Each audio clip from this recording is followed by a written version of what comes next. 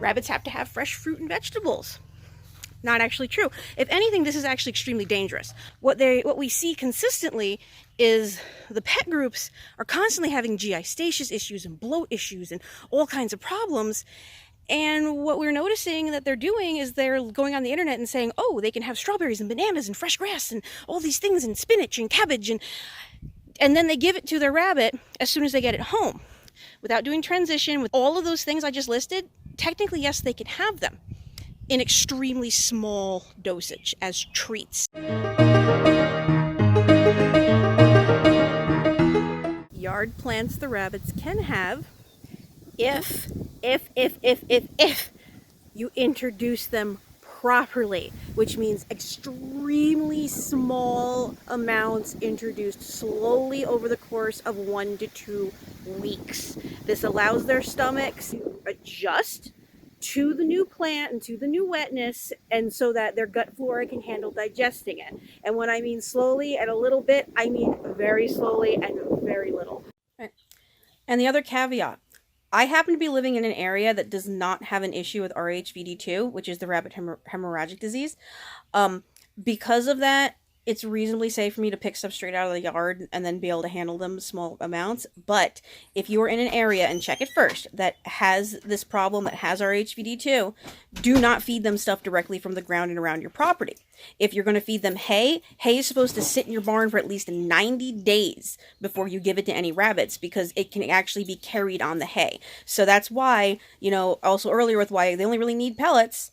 You need to be able to store your hay for over 90 days if you're in an affected area. Do not give them anything straight from the ground if you're in an affected area, because it can kill your entire herd.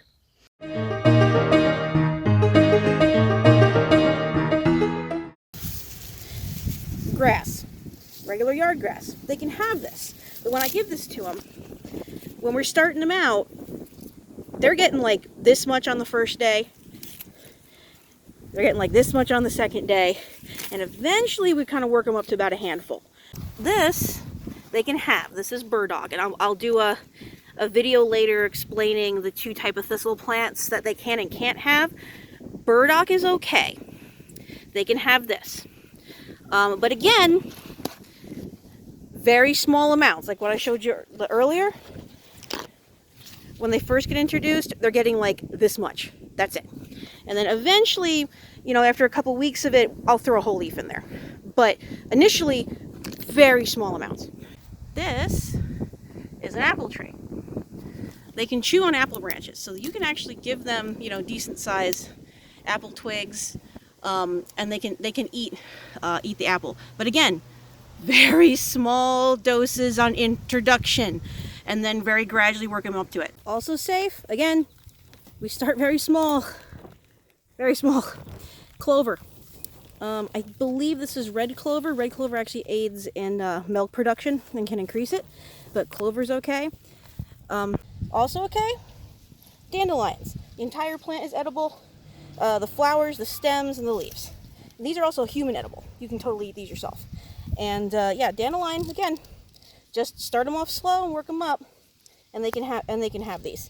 But you're also moderation, treats, and be very careful with introducing them. Things you can do that are safe is any of those plants, including the grass, if you want to go ahead and harvest it and let it dry first. Because once it's dry, it's more like hay. And it's the moisture content that has the problem with causing bloat. Not necessarily the plant, but the moisture. So fresh greens can cause bloat due to the excessive moisture content. If they're dry, you can go ahead and you can give them just like regular hay.